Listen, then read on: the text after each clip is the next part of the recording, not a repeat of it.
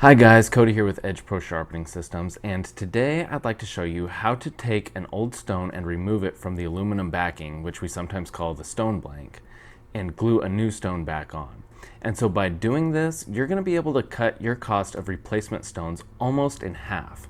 So make sure you stick around and check this video out, because this is one that you do not want to miss.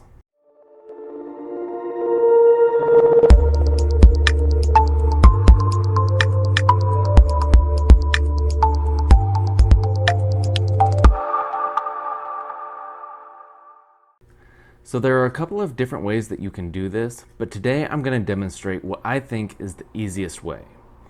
To remove your stone from the aluminum backing, you're going to need three things: a bench vise, a propane torch, and a putty knife.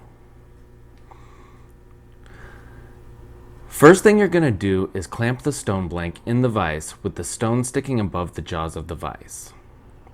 Light your torch and heat the bottom of the stone blank as evenly as you can.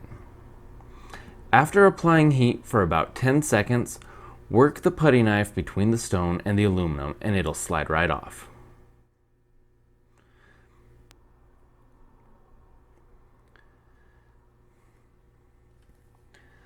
Keep in mind that both the stone blank and the stone are going to remain extremely hot for several minutes afterwards, so make sure that you allow for plenty of time for them both to cool off before you move on to the next step and start handling them again.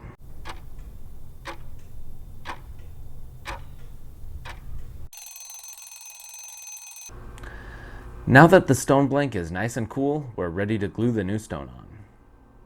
We're going to apply a thin layer of contact cement both to the aluminum backing and the new stone. It doesn't really matter what brand it is, it just needs to be contact cement. After you've spread it evenly on both surfaces, press the stone and aluminum together, let it set overnight, and the next day you should be good to go.